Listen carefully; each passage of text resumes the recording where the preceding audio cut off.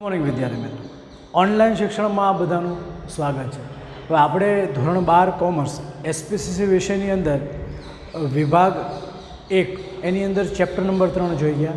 હવે વિભાગ 2 એટલે કે સેક્રેટરીયલ પ્રેક્ટિસ જે છે એ વિભાગ 2ની અંદર વિભાગ 2 જે છે એ આખું આપણા ધોરણ 12 કોમર્સની અંદર જે વાર્ષિક પરીક્ષા આવે છે એમાં એસપીસીસી વિષયની અંદર જે વિભાગ 2 છે એ ટોટલ 60 માર્ક્સનો ગુણભાર ધરાવે છે.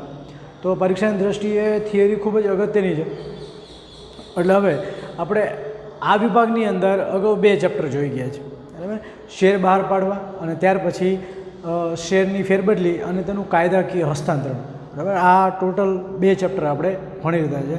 હવે આ બંને ચેપ્ટર તો શેર બહાર પાડવાની વિધિ છે કે શેર બહાર પાડવા, અથવા તો એના પછીનું ચેપ્ટર એટલે કે શેરની ફેરબદલી અને કાયદાકીય હસ્તાંતરણ, બરાબર.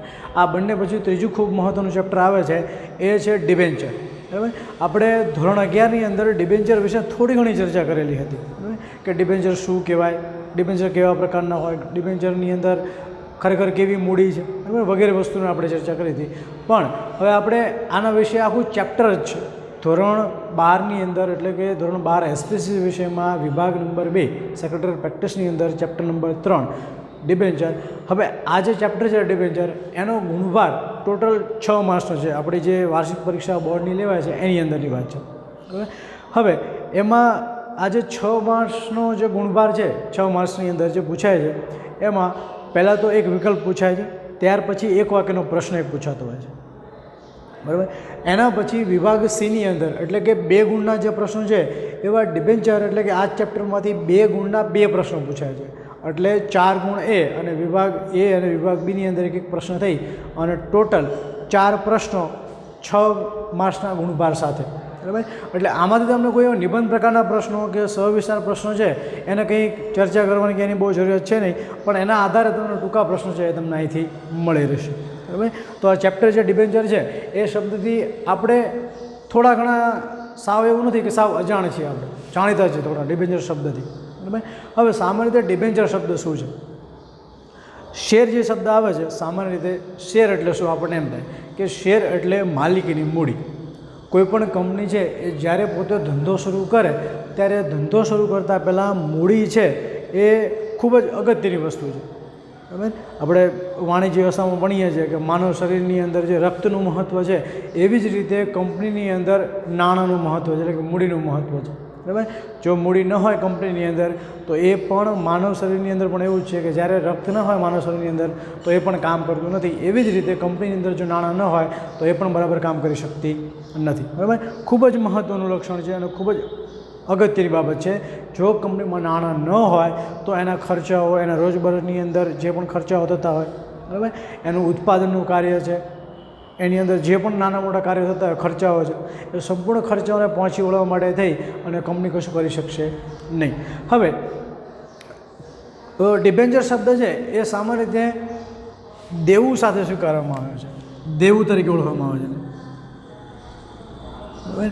હવે આની અંદર ભેદ માત્ર એટલો છે કે જ્યારે શેરની વાત કરીએ તો શેર છે એ માલિકી થાય, માલિકીની મૂડી થાય.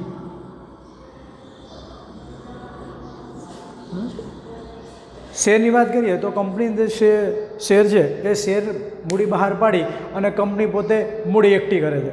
હવે આ મૂડી જે એકઠી કરી છે કંપનીએ એ કાયમી ચાલશે જ્યાં સુધી કંપની સમાપ્ત નહીં થાય, એટલે કે જ્યાં સુધી કંપનીનું વિસર્જન નહીં થાય ત્યાં સુધી એ કંપની કાયમી ચાલશે અને મૂડી પણ કાયમી ચાલશે, બરાબર. એની સામે કોઈ પ્રશ્ન છે નહીં. પણ મૂડી જે છે એ કંપની અંદર આપણે જોતા હતા કે મૂડી જે છે એ નાના નાના ટુકડામાં વિભાજિત કરી દેવામાં આવે. જેમ કે 10 રૂપિયાનો એક શેર છે, 100 રૂપિયાનો શેર છે, બરાબર, 20 રૂપિયાનો શેર છે, 5 રૂપિયાનો શેર છે, 1 રૂપિયાનો શેર છે. આખી મૂડીને એક નાના ટુકડાની અંદર વિભાજિત કરી દેવામાં આવે અને ટુકડાઓ છે એ જે પણ વ્યક્તિ શેરની અંદર ખરીદી કરવા માંગતો હોય શેરની ખરીદી કરશે અને બદલાની અંદર ટુકડો આપવામાં આવે, સામે એના નાણાં ચૂકવવામાં આવે. એટલે આવી રીતે મૂડી છે ને એ એકત્રિત કરવામાં આવે ટુકડે ટુકડે. જેમ આપણે કહીએ છીએ કે ધીમે ધીમે એક સામટું એવું નહીં કે કંપનીની અંદર 1 કરોડની મૂડી છે તો કોઈ એક જ વ્યક્તિ લાવે, બરાબર. સામાન્ય રીતે કોઈ એક વ્યક્તિની તમે જોવા જાઓ તો એટલી બધી કેપેસિટી ના હોય કે 1 કરોડ રૂપિયા નાખી અને ધંધો શરૂ કરે, સામાન્ય રીતે જોવા જઈએ તો, બરાબર. જે ગર્ભ શ્રીમંત હોય એની વાત અલગ છે, પણ સામાન્ય રીતે જે લોકોએ ધંધો શરૂ કરવો હોય એની પાસે મૂડીની અછત હોતી હોય, બરાબર. તો અછત જે છે એ ક્યાંથી પૂરી કરવામાં આવે? જાહેર જનતાને મૂડી બહાર પાડવાની, બરાબર. 1, 2, 5, 10 લોકો નહીં, પણ અહીંયા હજારો લોકોને આપણે મૂડી આપો એટલે હજારો લોકો કંપનીમાં નાણાં મૂકે, રોકે અને એની સામે આપણને મૂડી પ્રાપ્ત થાય, બરાબર. એ માલિકની મૂડી છે. પણ એકવાર કંપનીએ મૂડી બહાર પાડી દીધી પછી કદાચ એવું થાય કે કંપનીને આગળ વધુ નાણાંની જરૂરિયાત છે અને હવે મૂડી બહાર પાડવાની ઈચ્છા કંપનીની છે નહીં, બરાબર. કંપની મૂડી બહાર પાડી શકે એવું છે નહીં, તો કંપની શું કરે? દેવું સ્વીકારી લે, બરાબર. દેવું સ્વીકારે એટલે કે દેવું કરી લે. જેમ કે કોઈ એવો મોટા લેણદાર હોય એની પાસેથી પૈસા લઈ શકે, 20-25 લાખ રૂપિયા 2-5 ભેગા કરી અને 25-25 લાખ રૂપિયા એક વ્યક્તિ પાસેથી, એવા 4 લોકો પાસેથી 25 લાખ રૂપિયા ઉછીના લઈ લે, બરાબર. તો સામે એને દર વર્ષે ઘણું બધું વ્યાજ આપવું પડતું હોય છે, બરાબર. તો એ રીતે પણ દેવું તમે લઈ શકો. આનાથી પણ સારો વિકલ્પ છે, તમે બેંક પાસે જાઓ, બેંક પાસે જઈ અને પણ તમે દેવું લઈ શકો છો. આ બેંક જે છે એ પણ કંપનીને લોન તરીકે દેવું આપતી હોય છે, બરાબર. હવે જે લોન છે એની તરીકે દેવું આપતી હોય તો સામાન્ય રીતે એનો જે વ્યાજનો દર છે ને એ ખૂબ જ ઊંચો હોય છે, બરાબર. એટલે વ્યાજ જે આપવામાં આવતું હોય છે કંપની દ્વારા એને દેવા સ્વરૂપે બેંકને, એ ખૂબ જ પ્રમાણમાં ઊંચું હોય છે, બરાબર. એટલે આવું છે એ થોડું મોંઘું પડે. હવે આ જે દેવું છે એમાં સામાન્ય રીતે કાં તો બેંક પાસેથી લેવામાં આવે અથવા તો કોઈ એવા સરાફો પેઢી હોય એની પાસેથી નાણાં લેવામાં આવતા હોય છે. કંપનીને પોતાની લાંબા ગાળાની જરૂરિયાત કે ટૂંકા ગાળાની જરૂરિયાત, સામાન્ય રીતે કંઈ છે નહીં. લાંબા ગાળાની જરૂરિયાત એટલે એવી જરૂરિયાત કે એક વર્ષથી વધુ માટે જરૂરિયાત હોય, લાંબા ગાળાની કહેવાય. અને એક વર્ષથી ઓછા સમય માટે જરૂરિયાત હોય નાણાંની, એને ટૂંકા ગાળાની જરૂરિયાત કહેવાય. તો કંપનીને જે લાંબા ગાળાની નાણાંની જરૂરિયાત હોય તો એના માટે કંપની દેવું બહાર પાડે છે, બરાબર. એટલે કે દેવું તરીકે નાણાં સ્વીકારે છે. હવે એ કદાચ કોઈ લેણદારો પાસેથી હોઈ શકે, બેંક પાસેથી હોઈ શકે, અને ત્રીજો સૌથી મોટો વિકલ્પ છે એ ડિબેન્ચર તરીકેનો હોઈ શકે, બરાબર. સામાન્ય રીતે ડિબેન્ચર તરીકે શું હોય છે એના વિશે આપણે ચર્ચા કરીએ. તો પહેલાં ડિબેન્ચર શબ્દનો ખ્યાલ આપણે જોઈએ. પહેલાં ડિબેન્ચરનો ખ્યાલ સમજાવો, બરાબર. ચેપ્ટર નંબર 3 છે આપણું ડિબેન્ચર, બરાબર. એની અંદર ગુણભાર પણ મેં અહીંયા બોર્ડ પર લખેલો છે, તમને સ્પષ્ટતા થાય કે આ પ્રમાણે આપણે આ પ્રશ્નની અંદર જે ચેપ્ટર છે એની અંદર આ પ્રશ્નની આપણે ચર્ચા કરવાની છે, વધુ આની પર ભાર મૂકવાનો છે, બરાબર. તો પહેલાં ખ્યાલ જોઈએ આપણે કે ડિબેન્ચર ખરેખર શબ્દ શું છે અને ડિબેન્ચર શું કહેવાય એને. તો સૌપ્રથમ પહેલાં ડિબેન્ચર શબ્દ એ મૂળ લેટિન શબ્દ DBR ડિબેર પરથી ઉતરી આવ્યો છે, બરાબર. લેટિન ભાષાનો જે શબ્દ છે, તમને કે એક વાક્યની અંદર આવવાનો વિકલ્પમાં પૂછાતું હોય છે કે ડિબેન્ચર શબ્દ કઈ ભાષાના શબ્દ પરથી ઉતરી આવે છે, તો લેટિન ભાષાનો શબ્દ, બરાબર. અને લેટિન ભાષાના કયા શબ્દો પરથી ડિબેન્ચર ઉતરી આવ્યો છે, તો ડિબેર શબ્દ પરથી, બરાબર. DBRE, બરાબર. આ શબ્દ જરાક ધ્યાન રાખજો, અવારનવાર વિકલ્પની અંદર અને એક વાક્યમાં પૂછાતો હોય છે. આની અંદર આપણે ટૂંકા પ્રશ્નોની વધારે ચર્ચા કરવાની છે એટલે મહત્ત્વ આપણે એને વધારે આપીશું. પરથી ઉતરી આવ્યો છે તેનો અર્થ થાય છે દેવું, બરાબર. આ ડિબેર શબ્દનો અર્થ જ દેવું થાય છે, બરાબર. કે નાણાં ઉછીના લેવા, બરાબર. માંગીને લેવા, ઉછીના લેવા, થોડા સમય માટે કેવું પેલા આપણે ઘણીવાર એવું કરતા હોય છે, આપણી નાની મોટી જરૂરત માટે આપણા મિત્ર પાસેથી કે ઘરેથી આપણે પૈસા ઉછીને લેતા હોય છે, બરાબર. તો એ બહાર ગયા હોય ને કંઈક વસ્તુ લેવાની હોય, સ્ટેશનરીની વસ્તુ, આપણી પાસે મિત્ર હોય સાથે, કદાચ કોઈ પૈસા આપણે ઓછા પડતા હોય તેની પાસેથી આપણે લઈ લઈએ કે ભાઈ 10 રૂપિયા આપ, 20 રૂપિયા આપ, હું તને ઘરે જઈને આપી દઈશ, બરાબર. આવા નાના મોટા વ્યવહારો ચાલતા હોય છે. તો કંપનીને પણ એ પ્રમાણે જરૂરિયાત પડતી હોય છે, પણ કંપની જરૂરિયાત છે એ થોડી પ્રમાણમાં ખૂબ મોટી હોય છે, બરાબર. 2, 5, 25 લાખ રૂપિયાનું કંઈ ના થાય, 2, 5, 10 કરોડ રૂપિયાની એને જે લેણું છે એ સ્વીકારવું પડે તો એનું કામ છે વ્યવસ્થિત ચાલી શકતું હોય, બરાબર. તો આ શબ્દ પરથી ખ્યાલ આવી ગયો આપણને કે લેટિન ભાષાનો શબ્દ ડિબેર પરથી ઉતરી આવ્યો છે, ડિબેન્ચરનો શબ્દ. અને શબ્દ છે એનો જે અર્થ છે એ દેવું થાય છે ગુજરાતીને જોવા જઈએ તો, બરાબર. આમ ડિબેન્ચર એટલે દેવાનો સ્વીકાર કરતો દસ્તાવેજ, બરાબર. તમે કોઈને દેવું આપ્યું છે, બરાબર, કે તમે દેવું સ્વીકાર્યું છે એનો સ્વીકાર કરતો દસ્તાવેજ છે, બીજું કશું નથી, બરાબર. આ તો માત્ર માહિતી એની થઈ. હવે એક બીજી વ્યાખ્યા થોડીક જોઈએ, અર્થ જોઈએ જરાક. કંપની પાસે પૂરતી માલિકીની મૂડી ન હોય, બરાબર. પૂરતી માલિકીની મૂડી એટલે કઈ વાત છે? પૂરતી માલિકીની મૂડી એટલે આ માલિકીની મૂડી એટલે શેર મૂડીની વાત છે. કંપની શેર મૂડી બહાર પાડી હોય, કંપનીના ઉત્પાદનો જે છે એની અંદર, કંપનીના બિલ્ડિંગો બનાવવામાં, જમીન ખરીદવાની અંદર કે નાના મોટા પરિચાલન કામની અંદર કંપનીની જે મૂડી છે એ મોટા ભાગે ખર્ચાઈ ગઈ, બરાબર. હવે કંપની પાસે હાલમાં એટલા નાણાં ના હોય, કંપની પાસે કોઈ નવો પ્રોજેક્ટ, ધારો કે એક કારખાનું હોય અને કંપની બીજા કોઈ શહેરમાં બીજું કારખાનું સ્થાપવું છે, પણ કંપનીએ નવી મૂડી શેર મૂડી બહાર પાડવી નથી, તો કંપની પાસે વિકલ્પ એ છે કે ધારો કે 5 વર્ષ માટે કોઈ નવું મશીન ખરીદવાનું, એની કોસ્ટ બહુ વધારે હોય, કિંમત વધારે હોય, બરાબર. 2, 3, 4 મશીન ખરીદવાના હોય તો એ નાના કામ માટે કંઈ શેર મૂડી બહાર ના પડે, બરાબર. પણ આવી રીતે ટૂંકા સમય માટે એટલે 2-3 વર્ષ 4-5 વર્ષ માટે થઈ અને ડિબેન્ચર બહાર પાડી અને તમે નાણાં પ્રાપ્ત કરી શકો છો. હવે તો જોઈએ આગળ, કંપની પાસે પૂરતી માલિકીની મૂડી ન હોય અને અમુક ચોક્કસ સમય માટે લાંબા ગાળાની, બરાબર, અમુક ચોક્કસ, જ્યારે પણ ડિબેન્ચર તમે બહાર પાડો છો એટલે કોઈ ચોક્કસ વર્ષ માટે હશે, જેમ કે 5 વર્ષ માટે, 10 વર્ષ માટે, 12 વર્ષ માટે, 15 વર્ષ માટે અને 100 હોય, બરાબર. આ એક નિશ્ચિત કરેલો દિવસ સમય છે. 5, 10, 12 વર્ષ છે, 15 વર્ષ છે અને 20 વર્ષ સુધી, મેક્સિમમ તમે 20 વર્ષ સુધી બહાર પાડી શકો છો ડિબેન્ચર, એથી વધુ નહીં, બરાબર. પણ કંપનીની પછી જરૂરિયાત અને સરકાર અને NCLT છે એની જે પ્રમાણેની નીતિ નિયમો છે એ પ્રમાણે તમે બહાર પાડી શકો છો, બરાબર. તો કંપની પાસે પૂરતી માલિકીની મૂડી ન હોય અને અમુક ચોક્કસ સમય માટે લાંબા ગાળાની મૂડીની જરૂર હોય, બરાબર. લાંબા ગાળાનો શબ્દ મેં ખ્યાલ આપ્યો તમને કે 12 માસથી વધુ, બરાબર. 12 માસથી વધુ હોય તો એને લાંબા ગાળાનો સમયગાળો કહેવાય અને 12 માસથી ઓછો હોય તો એ ટૂંકા ગાળા માટેનો સમયગાળો કહેવાય. માટે લાંબા ગાળાની મૂડીની જરૂરિયાત હોય ત્યારે કંપની જાહેર જનતાને, બરાબર, જાહેર જનતા પાસેથી ડિબેન્ચર દ્વારા ઉછીના નાણાં પ્રાપ્ત કરે છે, બરાબર. શબ્દો બહાર મૂકજો, જાહેર જનતા પાસેથી, બરાબર. અહીંયા આપણે બેંક પાસે જવાનું નથી, કોઈ એવા લેણદારો પાસે જવાનું નથી કે જે ધિરાણનો વ્યવસાય કરતા હોય એની પાસે જવાનું નથી. આપણે સામાન્ય રીતે દેવું સ્વીકારવા માટે થઈ અને જાહેર જનતા પાસે જવાનું છે. પહેલું જે ચેપ્ટર આપણું હતું શેર મૂડી, એમાં આપણે શેર બહાર પાડતા હતા, બરાબર. અહીંયા મેં ઉદાહરણ તરીકે લખ્યું છે અહીંયા કે સામેથી આપણે શેર બહાર પાડતા હતા, શું કરતા હતા, આ જે મૂડી છે એને આપણે એક નાના ટુકડામાં વિભાજિત કરી દઈએ. જેમ કે અહીંયા ઉદાહરણ તરીકે મેં લખ્યું છે XYZ લિમિટેડ નામની એક કંપની છે, એની શેર મૂડી છે, બરાબર. આ એનું શેર મૂડી છે આખી. હવે એને શું કર્યું, આખી મૂડીને 10 રૂપિયાના નાના નાના ટુકડાઓની અંદર વિભાજિત કરી દીધી. આ બધા સરખા જે ટુકડા છે એ 10 રૂપિયાના છે, બરાબર. જે વ્યક્તિએ કંપનીમાં રોકાણ કરવું હોય એને 10 રૂપિયા આપી અને કંપનીમાંથી શેર ખરીદવો પડે એટલે કંપનીનો માલિક બની જાય, બરાબર. અને કંપનીની સામે મૂડી મળી ગઈ કહેવાય. હવે આ જે કંપનીના શેર છે એની અંદર ધારો કે અહીંયા ઉદાહરણ તરીકે 1 કરોડ રૂપિયાની શેર મૂડી છે કંપની પાસે, બરાબર. કંપનીએ બજારમાંથી જાહેર જનતા પાસેથી 1 કરોડ રૂપિયા વસૂલ કરવાના છે શેર મૂડી તરીકે. જેની પણ ઈચ્છા હશે રોકાણ કરવાની એ આ કંપનીમાં રોકાણ કરશે, બરાબર.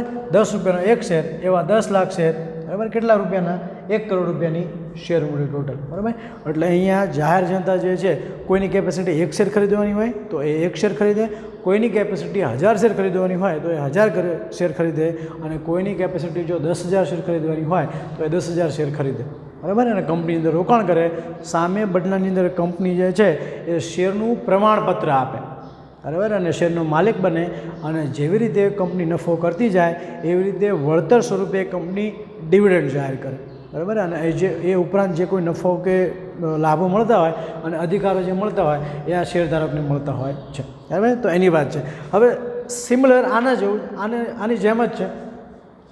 કંપની એમ કોઈ મોટા બેંક પાસે કે લેણદારો પાસે જઈ અને દેવું લેવું નથી, હવે તો શું કરે કંપની એ પ્રમાણે કંપની જે પોતે અહીંયા મેં દેવું તરીકે લખ્યું છે, ધારો કે XYZ લિમિટેડ નામની કંપનીનું દેવું, બરાબર. દેવું કેટલું હોય છે એની વાત છે.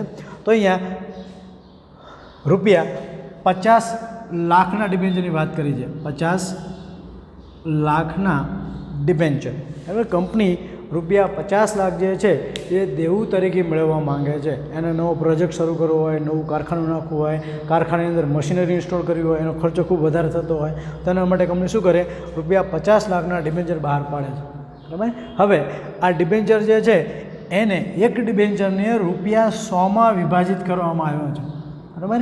₹100નો એક ડિબેન્ચર.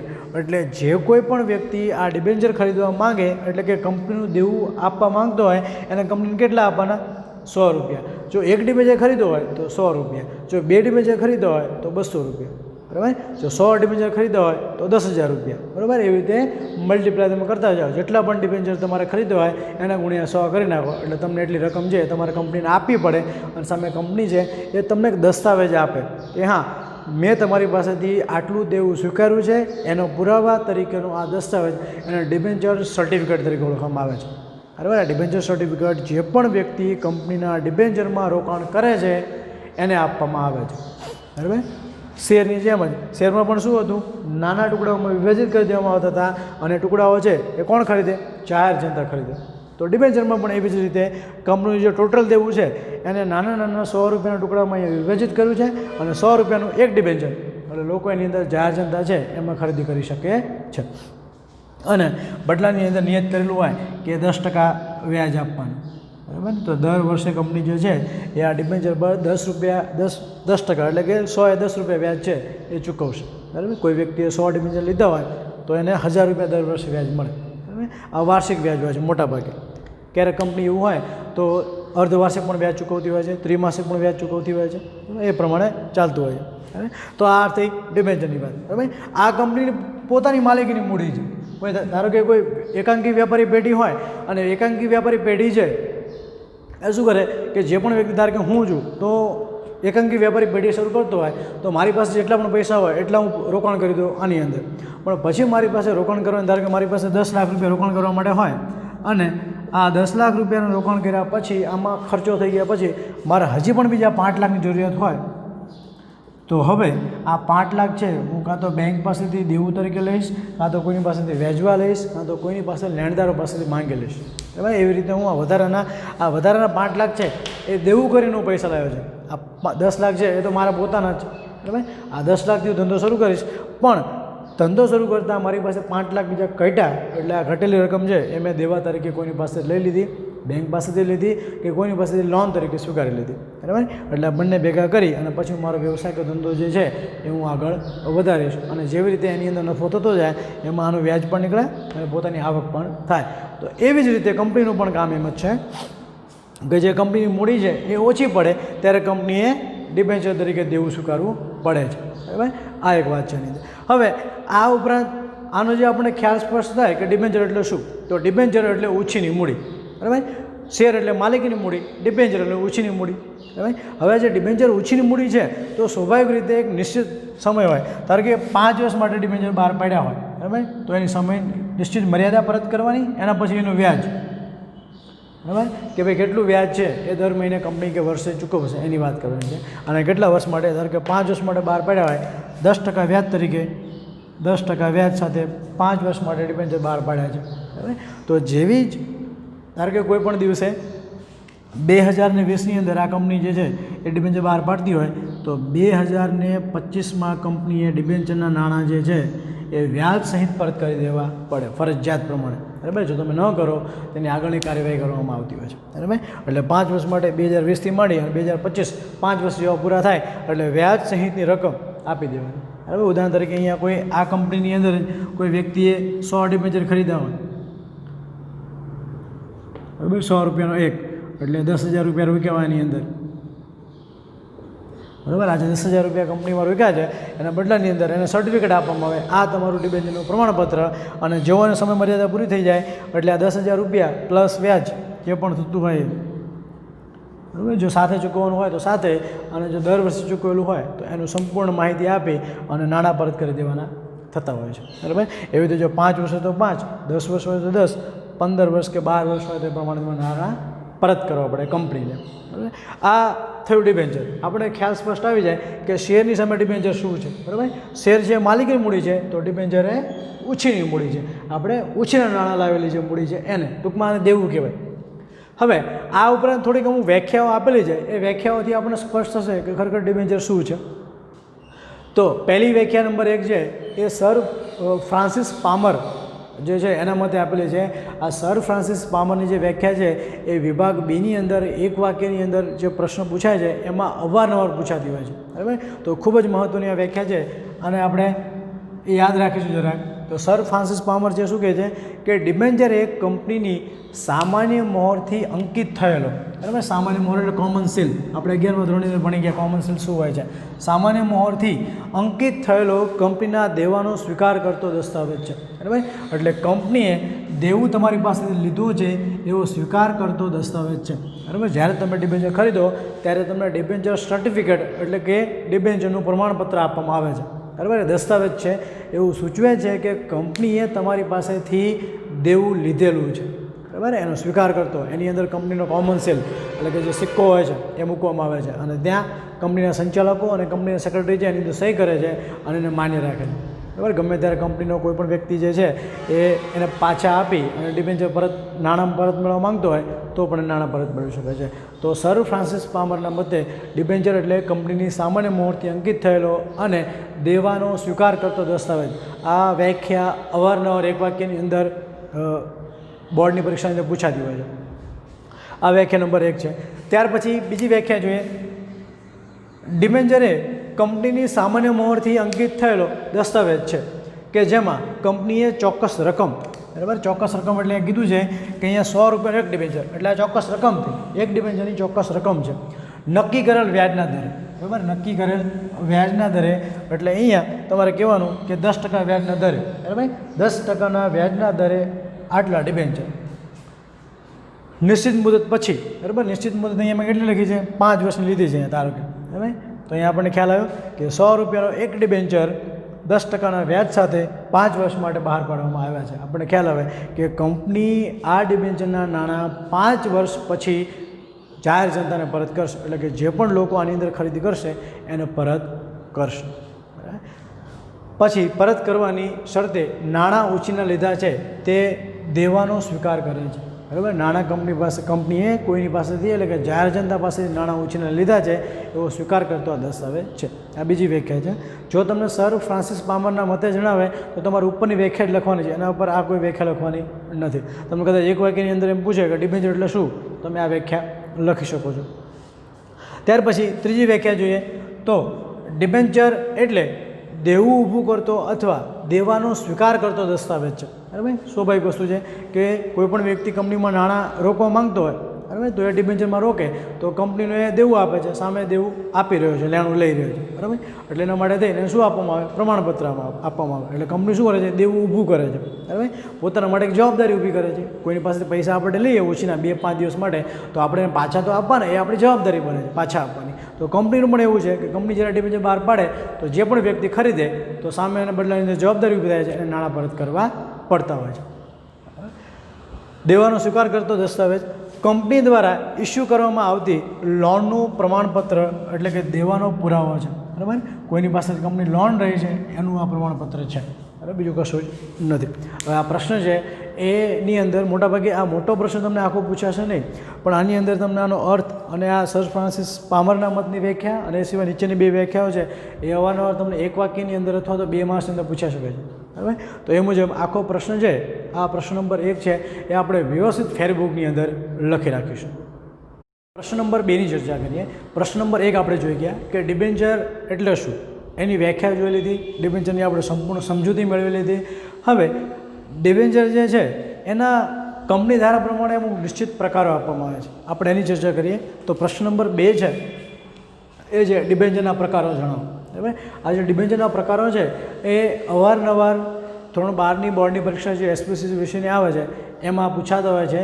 વિભાગ સીની અંદર અવારનવાર આમાંથી કોઈ પણ એક પૂછાશે, એવું નથી કે સંપૂર્ણ એક સાથે પૂછાય, કારણ કે આની અંદર માર્કનું વેટેજ છે એ 4-5 માર્કમાં પૂછાતા હોય તો બરાબર છે. બાકી આટલું લખાણ જે છે એ 5 ગુણ માટે બરાબર કહેવાય, બરાબર. પણ 2 માર્ક્સ માટે આમાંથી કોઈ પણ તમને એક જ પૂછાશે કે આના પ્રકારો જે છે એમાં ટોટલ 4 પ્રકારો આની અંદર આપેલા છે, એક એક પૂછાશે તમને. તો આ પ્રશ્ન ચર્ચા કરીએ પહેલાં. તો ડિબેન્ચરના પ્રકારો જણાવો. એની અંદર જાહેર જનતા સરળતાથી નાણાં રોકી શકે તે માટે કંપનીના સંચાલકો જુદા જુદા પ્રકારના ડિબેન્ચર બહાર પાડે છે, બરાબર. સરળતા માટે એમ કે ભાઈ કંપનીને નાણાંની જરૂરિયાત છે તો આ નાણાંની જરૂરિયાત દેવા તરીકે જે કંપની સ્વીકારે છે, ડિબેન્ચર બહાર પાડીને જે નાણું દેવું સ્વીકારે છે કંપની, એના માટે કંપનીના સંચાલકો જુદા જુદા પ્રકારના ડિબેન્ચર બહાર પાડે છે. આ અગાઉ તો બહુ 10-12 પ્રકારના ડિબેન્ચર હતા, પણ હમણાં જે નવો અભ્યાસક્રમ આવ્યો છે 2017 પછી એમાં જે પ્રકારો છે એ ખૂબ ઘટાડી અને માત્ર 4 પ્રકારો કરી નાખવામાં આવે છે, બરાબર. અગાઉનો જે સિલેબસ હતો એની અંદર ખૂબ 12 પ્રકારના ડિબેન્ચરના પ્રકારો હતા, બરાબર. અને સમજવા અને યાદ રાખવા ખૂબ મુશ્કેલ હતા, પણ આ 4 જ પ્રકારના ડિબેન્ચરના પ્રકારો છે અને આને યાદ રાખવા પણ ખૂબ જ સરળ છે, બરાબર. એકબીજા સાથે સંકળાયેલા છે અને તમે સરળતાથી યાદ પણ રહી જશે અને એનો અર્થ પણ સામાન્ય છે, બહુ એટલું બધું અઘરો વર્ડ્સ પણ નથી એની અંદર કે કોઈ પ્રશ્ન એની અંદર છે નહીં મોટો પ્રશ્ન, બરાબર. હવે ડિબેન્ચરમાં નાણાં રોકનાર વ્યક્તિ પોતાના નાણાંની સલામતીને ખાસ મહત્ત્વ આપતો હોય છે. સ્વાભાવિક છે, તમે ગમે તે નાણાં રોકશો તો નાણાં રોકતા પહેલાં તમે એની અંદર જોખમો કેટલા છે, બરાબર, એનું પહેલાં અભ્યાસ કરી લેશો. જો નાણાં રોકતા તમને કોઈ જોખમો નડતા હોય તો એ જોખમો જે છે એની સામે તમે નાણાં રોકવાનું પસંદ કરતા નથી, બરાબર. કારણ કે જોખમ જો હોય તો તમારા નાણાં છે એ તમે કોઈપણ રીતે કમાયેલા પૈસા છે એ કદાચ જાય તો કોઈ વ્યક્તિને સારું ના લાગે. એટલે સ્વાભાવિક રીતે જ્યારે કોઈપણ સંચાલક જે છે એ કંપની દેવું બહારથી લેતી હોય, ઉછીના નાણાં લેતી હોય, ત્યારે એને સામેવાળા વ્યક્તિને ભરોસો ઊભો કરી દેવો પડે, બરાબર, કે તમારા નાણાં જે કંપનીમાં આવશે તો ક્યાંય જશે નહીં, બરાબર. ખોટા માર્ગે વહેંચવાની આવે જે પણ કામ કહી અને તમે નાણાં સ્વીકાર્યા છે એ જ કામ માટે નાણાં વાપરવાના છે, બરાબર. હું ઉદાહરણ આપું તમને કે કોઈ વ્યક્તિ હોય એને બહુ ખૂબ જ માંદગી હોય અને એના પરિવારમાં કોઈને માંદગી હોય અને ઉછીના નાણાં લે કોઈની પાસેથી કે ભાઈ મારા એને કોઈ એના પત્નીને કે બાળકોને કોઈ માંદગી હોય તેના માટે કોઈની પાસેથી 5-10 હજાર રૂપિયા ઉછીના લે કે આ માંદગી માટે મારે નાણાં જરૂરિયાત છે, તો કોઈ પણ વ્યક્તિને આપે. હવે એ જ વ્યક્તિ એ નાણાંનો ઉપયોગ છે એ પોતે જલસા માટે કરે, હરવા ફરવા માટે કરે, અને આપણને ખ્યાલ હોય કે આ માણસ આપણી પાસેથી નાણાં ઉછીના લઈ ગયો છે, એ ખરેખર માંદગી માટે કે બીમારી માટે, આરોગ્ય માટે લઈ ગયો છે, દવાના ખર્ચા માટે લઈ ગયો છે, બરાબર. પણ ખરેખર એ વાપરી રહ્યો છે ક્યાં? પોતે મોજ-શોખ કરવાની રીતે વાપરી રહ્યો છે, હરવા ફરવાની રીતે વાપરી રહ્યો છે, બરાબર. તો એનો ઉદ્દેશ જે છે એ ખરેખર જ્યાં વાપરવો જોઈએ ત્યાં વાપરતો નથી, એના કારણે થઈ અને આપણા નાણાં છે એ વ્યય થાય છે, બરાબર. ને પોતે જે વ્યક્તિ વાપરી રહ્યો છે એને પણ નુકસાન જ છે, બરાબર. તો આવા વ્યક્તિને આપણે નાણાં આપતા ખચકાઈશું, કારણ કે ખ્યાલ છે આપણને કે જે માણસ આવી રીતે મોજ-શોખ કરવા માટે નાણાં લઈ રહ્યો છે, બરાબર, પોતાની જરૂરિયાત જે છે એની પાછળ ખર્ચવાને બદલે જે જરૂરિયાત નથી એ વસ્તુ પાછળ નાણાં ખર્ચી રહ્યો માણસ, તો સ્વાભાવિક વસ્તુ છે કે એ જગ્યાએ જોખમ ઊભું થયેલું છે, બરાબર. જોખમ રહેલું છે કે આપણને નાણાં પરત કરે પણ ખરો અને ન પણ કરે, બરાબર.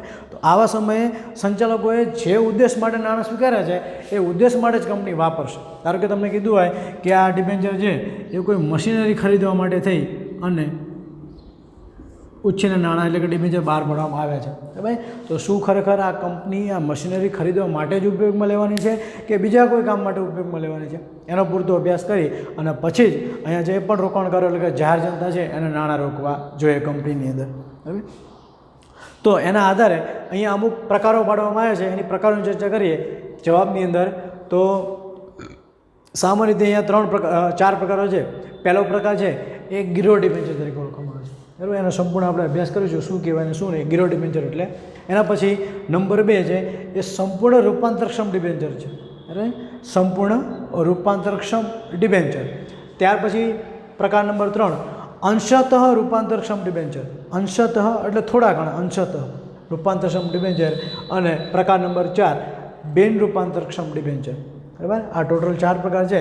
એમાં સૌપ્રથમ પહેલો પ્રકાર જે છે એટલે કે ગીરો ડિબેન્ચર એની ચર્ચા કરીએ. તો આ પ્રકારના ડિબેન્ચર બહાર પાડતા કંપની મિલકતો ગીરો મૂકી સ્થિર કે અસ્થિર બોજ ઊભો કરે છે, બરાબર. હવે ધારો કે કંપનીએ અગાઉના ઉદાહરણ પ્રમાણે અહીંયા 50 લાખ રૂપિયાના ડિબેન્ચર કંપની બહાર પાડવા માગે છે, બરાબર. કંપની 50 લાખના ડિબેન્ચર બહાર પાડવા માગે છે, તો કંપની પાસે જે કોઈ મિલકત હોય એને આપણે સામાન્ય રીતે કહીએ છીએ કે ગીરવી મૂકવી એમ, બરાબર. તો આ ગીરવી મૂકી એટલે કે જે પણ મિલકત છે એને ગીરો પર મૂકી એટલે કે ગીરવી મૂકી અને સામે તમારે નાણાં લેવાના છે, બરાબર. તમારી પાસે મકાન હોય તો મકાન, જમીન હોય તો જમીન, આ સિવાય અન્ય કોઈ પણ વસ્તુ કે જે મિલકત તરીકે ગીરો તરીકે મૂકી શકાય એવી કોઈ પણ મિલકત પર બોજ ઊભો કરવાનો છે, બરાબર. બોજ એટલે શું? એટલે ગીરો. એટલે ધારો કે એવું બને કે કંપનીએ 2020ની અંદર 50 લાખ રૂપિયા છે એ ડિબેન્ચર બહાર પાડી અને દેવું સ્વીકારી લીધું. હવે આ પરત કરવાના હતા 2025 સુધીમાં, બરાબર. 5 વર્ષનો સમયગાળો પૂરો થઈ જાય.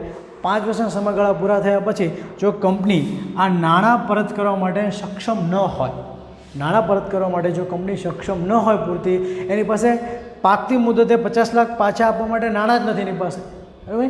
તો કંપનીએ જ્યારે આવા ડિબેન્ચર બહાર પાડ્યા છે અને જો કંપનીએ આ મિલકત ગીરવે મૂકી હોય અને બોજ ઊભો કરેલો હોય તો આ મિલકત વેચી અને ડિબેન્ચર ધારકો છે એ પોતાના નાણાં પ્રાપ્ત કરી શકે છે, બરાબર. જે પણ કંપનીની મિલકત પર બોજો ઊભો કર્યો છે એટલે કે ગીરો મૂકેલી મિલકત છે એને વેચી અને કંપનીના જે ડિબેન્ચર ધારકો છે એ કંપની પાસેથી નાણાં પાછા લઈ શકે છે, બરાબર. આવો વિશેષ પ્રકારનો જે અધિકાર આપવામાં આવે એવા ડિબેન્ચરને ગીરો ડિબેન્ચર તરીકે ઓળખવામાં આવે છે, બરાબર. સામાન્ય રીતે કંપની આ પ્રકારના ડિબેન્ચર બહાર પાડતી હોય છે, બરાબર. આની અંદર બીજો કોઈ પ્રકાર છે નહીં ખાસ આની અંદર, પણ આવો જે ડિબેન્ચર છે એ કંપની બહાર પાડતી હોય છે કંપની દ્વારા 2013 પ્રમાણે. સ્થિર કે અસ્થિર બોજો ઊભો કરે છે. આ મિલકતો સંદર્ભે કોઈપણ નિર્ણય લેતા પહેલાં કંપનીએ ડિબેન્ચર હોલ્ડરના ટ્રસ્ટીઓની મંજૂરી મેળવવી પડે છે. બરાબર. ધારો કે અહીંયા 2020નું વર્ષ છે, 2022ના વર્ષ આવતા આવતા કંપનીને કદાચ એવું થયું કે આ મિલકત વેચવી પડે. બરાબર. તો કંપનીના જે ડિબેન્ચર હોલ્ડરો છે એમને પૂછ્યા વગર આ મિલકત પર કોઈપણ પ્રકારના છેડા કરી શકાતા નથી. બરાબર. જો કરવામાં આવે તો એની સામે ડિબેન્ચર હોલ્ડરો છે એ વાંધો ઉઠાવી શકે છે. બરાબર. એટલે પૂછ્યા વગર કોઈ પણ મિલકત વેચી શકે નહીં, એના પર બીજો બોજો ઊભો કરી શકે નહીં. બરાબર. એટલે જે પણ બોજો ઊભો કરવામાં આવ્યો છે એ મિલકતને કંપની જે છે એ વપરાશ કરી શકશે, નો ડાઉટ. બરાબર. એના હકની અંદર છે, પણ એને વેચી નહીં શકે. બરાબર. વેચતા પહેલાં એને કોણ પૂછવું પડશે? ડિબેન્ચર હોલ્ડરને પૂછવું પડશે કે શું અમે આ ગીરો મૂકેલી મિલકત છે તમારા નાણાં સામે એને વેચી શકીએ. જો ડિબેન્ચરો બહુમતીથી હા પાડે તો જ એ વેચી શકે, બાકી એના પર કોઈ પણ પ્રકારનું પગલું કંપની ભરી શકતી નથી, ભલે પોતાની મિલકત છે છતાં પણ. હવે એટલે કંપનીનું જ્યારે વિસર્જન થાય ત્યારે આવા ડિબેન્ચર હોલ્ડર્સનો મિલકત પર પ્રથમ હક મળે છે. કદાચ એવું થાય કે 2025 આવતા આવતા કંપની સાવ નાદાર થઈ ગઈ હોય. બરાબર. કંપની પાસે નાણાં ચૂકવવા માટે રકમ જ ના હોય બિલકુલ. બરાબર. તો આજે રકમ ન હોય અને નાણાં પણ ન હોય, તેના માટે થઈ અને કંપની જ્યારે છેલ્લે વિસર્જન થાય એટલે કે કંપનીને ડિમોલિશન કરવામાં આવે, કંપની બંધ કરી દેવામાં આવે, ત્યારે જે કંપની પાસે મિલકત જે છે, ધારો કે અહીંયા બિલ્ડિંગ છે, મકાન, કંપનીનું મકાન પર અહીંયા બોજો ઊભો કરવામાં આવ્યો હોય, તો જે દિવસે કંપની બંધ થાય એટલે કે વિસર્જન થાય એ દિવસે કંપનીમાં જે પણ મિલકત વેચાય એમાં આ મકાનની મિલકત જે છે એ કોના ભાગે થશે? આ ગીરો ડિબેન્ચરવાળાના ભાગે આવશે. બરાબર. એટલે સામાન્ય રીતે ગીરો ડિબેન્ચર એટલે કંપની જ્યારે આવા ડિબેન્ચર બહાર પાડતી હોય છે ત્યારે એવા સમયે કંપની એની મિલકતો પર બોજ ઊભો કરે છે. એ સ્થિર પણ હોઈ શકે અને અસ્થિર પણ હોઈ શકે. એના આખા પ્રશ્નની ચર્ચા કરીશું કે સ્થિર એટલે શું, અસ્થિર બોજો એટલે શું. બરાબર. પણ ખાલી અત્યારે એટલું સમજો કે બોજો ઊભો કરે અને એ મિલકતના સંદર્ભમાં કંપની ડિબેન્ચર ધારકોને પૂછ્યા વગર કોઈ પણ નિર્ણય લઈ શકતી નથી. બરાબર. અને જો કંપની સંપૂર્ણ વિસર્જન થઈ જાય એટલે કે કંપની બંધ થઈ જાય તો એવા સમયે આ જે મિલકત જે છે એ કોના ભાગે આવશે? ડિબેન્ચર હોલ્ડરના ભાગે જ આવવાની છે. આ પ્રકાર નંબર 1 છે. હવે પ્રકાર નંબર 2 જોઈએ. અને અંગ્રેજીની અંદર મોર્ગેજ ડિબેન્ચર તરીકે ઓળખવામાં આવે છે, મોર્ગેજ ડિબેન્ચર. હવે પ્રકાર નંબર 2 એટલે કે સંપૂર્ણ રૂપાંતરક્ષમ ડિબેન્ચર. સંપૂર્ણ રૂપાંતરક્ષમ ડિબેન્ચર. આ શબ્દના અર્થ પરથી જ આપણને ખ્યાલ આવે કે શું હશે ખરેખર. આપણે જોઈએ એને અંગ્રેજીની અંદર ફૂલ્લી કન્વર્ટેબલ ડિબેન્ચર કહેવામાં આવે છે. Fully convertible. કન્વર્ટેબલ એટલે રૂપાંતર થવું. બરાબર. રૂપાંતરિત કરી શકાય એવું. ફૂલ્લી કન્વર્ટેબલ એટલે પૂરેપૂરું ફેરફાર કરી શકાય એવા ડિબેન્ચર. બરાબર. શેની અંદર ફેરફાર કરી શકાય એનો અર્થ જાણીએ પછી સમજીએ. હવે ડિબેન્ચર હોલ્ડર સાથે નક્કી થયેલ કરાર મુજબ નિશ્ચિત સમય મર્યાદાને અંતે જે તે ડિબેન્ચરનું ઇક્વિટી શેરમાં રૂપાંતર કરવામાં આવે છે. બરાબર. ઇક્વિટી શેર એટલે કેવી મૂડી? કંપનીની પોતાની માલિકીની મૂડી. હવે કંપની જ્યારે પણ આવા પ્રકારના ડિબેન્ચર બહાર પાડશે એટલે કંપની એક કરાર કરશે. કોની સાથે? ડિબેન્ચર હોલ્ડર સાથે. હોલ્ડર્સની સાથે કરાર કરશે કે કંપની, કારણ કે 5 વર્ષ માટે કંપની અહીંયા ડિબેન્ચર બહાર પાડ્યા છે. 5 વર્ષ માટે 10% વ્યાજ, અને જેવા 5 વર્ષ પૂરા થાય એટલે કંપનીએ જે પણ વ્યક્તિ અહીંયા ડિબેન્ચર ખરીદ્યા હોય એને કંપનીએ નાણાં પરત કરવા પડે. બરાબર. એવું આપણે જોઈએ સામાન્ય રીતે. પણ અહીંયા એવું ન હોય. કંપનીને જેવા 5 વર્ષ કે સમય મર્યાદા પૂરી થાય તો કંપનીએ જે ડિબેન્ચર આપ્યા છે ને એના બદલાની અંદર કંપની એને ઇક્વિટી શેર આપશે. બરાબર. નાણાં નથી આપવાના પાછા. બરાબર. શું આપવાનું છે? ઇક્વિટી શેર આપવાના છે. એટલે જે વ્યક્તિ કંપનીનો દેવાદાર હોય, કંપનીનો જે લેણદાર હોય એ લેણદાર મટી અને કંપનીનો માલિક બની જાય. બરાબર. સામાન્ય રીતે જોવા જઈએ તો એટલે કંપની કોઈપણ વર્ષે ધારો કે નાણાં પરત કરવાના છે. અહીંયા મેં 5 વર્ષનું ઉદાહરણ લીધું છે. 2020ની અંદર કંપની ડિબેન્ચર બહાર પાડ્યા. 2025ની અંદર કંપની જે પણ વ્યક્તિએ ડિબેન્ચર ખરીદ્યા હશે એના નાણાં પરત નહીં કરે. બરાબર. પણ શું પરત કરશે? Equity share. એટલી જ કિંમતના ઇક્વિટી શેર પરત કરી અને એને કંપનીનો માલિક બનાવી દેશે. બરાબર. માલિક એટલે શેરધારક બનાવી દેશે. એને જેટલી કિંમતના ડિબેન્ચર ખરીદ્યા છે એ પ્રમાણની અંદર કંપની એને ઇક્વિટી શેર આપશે, નાણાં પરત કરશે નહીં. રૂપાંતર કરવામાં આવશે કંપની. આ અગાઉ ડિબેન્ચર ધારકને બે વિકલ્પો આપે છે, જેમાં પહેલો વિકલ્પ છે કે ડિબેન્ચરના નાણાં પરત લેવા કે, બરાબર. હવે વિકલ્પ સામાન્ય રીતે આપવામાં આવે છે કે શું તમારે સંપૂર્ણ, અહીંયા સંપૂર્ણ છે, બરાબર. તમે ધારો કે 1 લાખનો ડિબેન્ચર ખરીદ્યા હોય તો 1 લાખ રૂપિયાના નાણાં તમારે પરત કરી લેવા છે. જો 1 લાખના નાણાં તમારે પરત ન લેવા હોય તો બીજો વિકલ્પ છે એ કંપની તમને એમ કહેશે કે તમને 1 લાખ રૂપિયાના શેર આપી દે કંપનીને, બરાબર. એ જ કંપનીના શેર તમને, એ કંપની જે છે 1 લાખ રૂપિયાના નાણાં પરત, 1 લાખ રૂપિયા તમે પરત ન લેવા હોય ડિબેન્ચરના, તો એવા સમયે કંપની તમને 1 લાખ રૂપિયાના ઇક્વિટી શેર આપશે, એ જ કંપનીના, બરાબર. બીજા અન્ય કોઈ કંપનીના નહીં, પણ એ જ કંપનીના ઇક્વિટી શેર તમને પાછા આપશે, બરાબર. એટલે તમે કંપનીને જે દેવાદાર હતા એ મટી અને કંપનીના હવે માલિક થઈ જાઓ છો, બરાબર. જે તમે કંપનીને દેવું આપ્યું છે એના બદલે તમે લેણદાર મટીને માલિક બનો છો. બીજા વિકલ્પની અંદર તેટલી રકમના ઇક્વિટી શેર લેવા છે. ડિબેન્ચર ધારક એફસીડી એટલે કે ફુલ્લી કન્વર્ટેબલ ડિબેન્ચર વિકલ્પ સ્વીકારે તો ડિબેન્ચર ધારક તરીકેના હકો કંપની લેણદાર તરીકે સમાપન થાય છે અને ઇક્વિટી શેર ધારક એટલે કે માલિકી તરીકેના હકો એને પ્રાપ્ત થાય છે. અત્યાર સુધી કંપનીનો લેણદાર હતો, એટલે કે કંપનીના માટે એ દેવાદાર હતો, પણ એવો દેવાદાર મટી અને કંપની માટે શું થઈ ગયો છે, કંપનીનો માલિક બની ગયો છે, જે ખરેખર કંપનીની અંદર રોકાણ કરનાર વર્ગ છે એની અંદર સામેલ થઈ જાય છે, બરાબર. એટલે જ્યારે કંપનીના ડિબેન્ચર ખરીદે ત્યારે કંપની માટે એનો લેણદાર હોય, બરાબર. કંપની એને નાણાં આપ્યા છે, બદલાની અંદર એને કંપની પાસેથી લેણું લેવાનું છે, બરાબર. અને હવે જ્યારે 5 વર્ષ પૂરા થાય છે તો કંપની એને પૈસા નથી આપતી જો વિકલ્પ પસંદ કરે તો, બરાબર. પણ કંપનીને શું આપે છે, ઇક્વિટી શેર એટલી કિંમતના આપી દે છે. એટલે એટલા જ પ્રમાણની અંદર કંપનીનો એ સભ્ય બની જાય છે, એટલે કે કંપનીનો ખરો માલિક કે શેરધારક બની જાય છે. આ વિકલ્પ નંબર પ્રકાર નંબર 2. હવે પ્રકાર નંબર 3ની વાત કરીએ તો અહીંયા અંશતઃ રૂપાંતરક્ષમ ડિબેન્ચર કહેવામાં આવે છે, બરાબર. પ્રકાર નંબર 3 અંશતઃ રૂપાંતરક્ષમ ડિબેન્ચર. હવે અંશતઃ શબ્દ પરથી જ આપણને ખ્યાલ આવે કે અંશતઃ એટલે શું થાય, બરાબર. જેને અંગ્રેજીની અંદર પાર્ટલી કન્વર્ટેબલ ડિબેન્ચર તરીકે ઓળખવામાં આવે છે, પીસીડી તરીકે ઓળખવામાં આવે છે, ટૂંકમાં પીસીડી, એટલે કે અંશતઃ રૂપાંતરક્ષમ ડિબેન્ચર. હવે આપણે નામ પરથી ખ્યાલ આવે અંશતઃ એટલે થોડું ઘણું, બરાબર, સંપૂર્ણ નહીં, બરાબર, એવું, એટલે કે થોડું ઘણું. રૂપાંતરક્ષમ ડિબેન્ચર એટલે કે પરિવર્તન થઈ શકે એવા, રૂપાંતર થઈ શકે એવા ડિબેન્ચરની વાત કરી છે. તો સામાન્ય રીતે આપણને ખ્યાલ આવે છે કે શું હોય, ધારો કે કંપની 2020ની અંદર ડિબેન્ચર બહાર પાડે છે, 2025માં કંપનીએ ડિબેન્ચરના નાણાં પરત કરવાના છે, બરાબર. હવે કંપની વિકલ્પ એવો આપે કે ધારો કે તમે અહીંયા 1 લાખ રૂપિયાના ડિબેન્ચર ખરીદ્યા હોય તો 1 લાખની સામે 50,000 રૂપિયા જે છે એના તમને નાણાં પરત કરી દેવામાં આવે અને 50,000 રૂપિયા છે એના તમને ઇક્વિટી શેર બહાર આપી દેવામાં આવે, બરાબર. સામાન્ય રીતે જોવા જઈએ તો કંપની આવા શેર જ્યારે, આવા ડિબેન્ચર જ્યારે બહાર પાડે છે ત્યારે એક કરાર કરે છે. કેવો કરાર કે કંપનીના અમુક જે ડિબેન્ચર છે એના નાણાં પરત કરી દેવામાં આવશે અને અમુક ડિબેન્ચર જે છે એની સામે નાણાં પરત કરવા બદલે કંપની એટલા રૂપિયાના ઇક્વિટી શેર તમને આપી દેશે, બરાબર. એટલે થોડા ઘણા 10,000ના ખરીદ્યા હોય તો 5,000 રૂપિયા પરત કરવાના અને 5,000 રૂપિયાના શેર આપી દેવાના. 1 લાખના ખરીદ્યા હોય તો 50,000 રૂપિયાના શેર નાણાં આપવાના અને 50,000 રૂપિયાના શેર પરત કરવાના પાકતી મુદતે.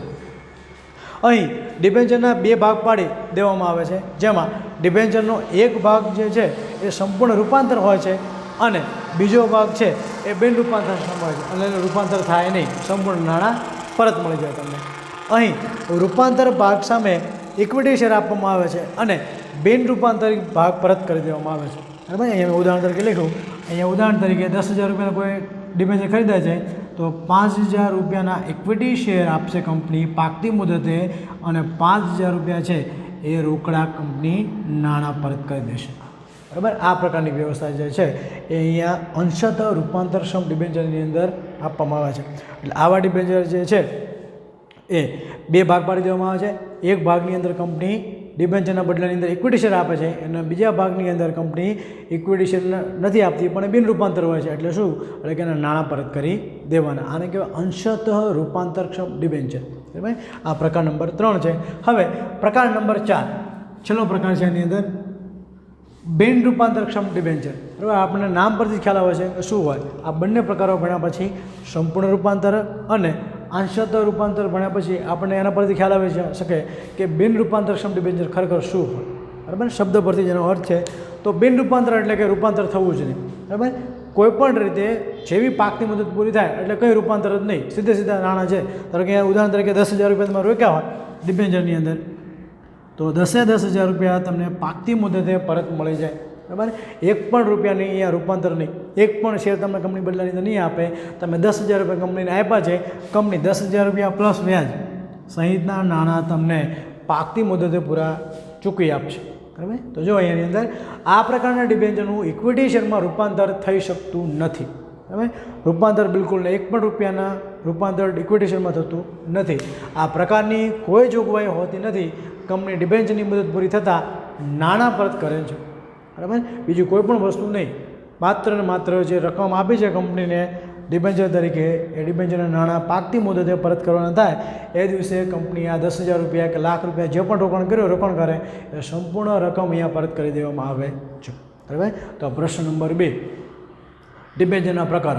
હવે આ જે પ્રશ્ન છે એ અવારનવાર આખો પ્રશ્ન નથી પૂછાતો, પણ તમને કોઈ 1 કે 2 પૂછાશે. એમ કે તમને પૂછે કે ગીરો ડિબેન્ચર એટલે શું, તો એનો અર્થ છે એની સમજૂતી સંપૂર્ણ. પછી સંપૂર્ણ રૂપાંતર ડિબેન્ચર છે એ પૂછે કે સંપૂર્ણ રૂપાંતર સમ ડિબેન્ચર અને અંશતઃ રૂપાંતર ડિબેન્ચર છે એ સમજાવો, તો 2 ગુણની અંદર પૂછે તો તમે એ પ્રમાણે લખી શકો છો. અને બિન રૂપાંતર સમ ડિબેન્ચર છેલ્લે, બરાબર. આ મુખ્ય 4 પ્રકારો છે. આ પણ પ્રશ્ન વ્યવસ્થિત આપણે ફેરબુકની અંદર લખી રાખીશું. જય ગુરુદેવ, અસ્તુ.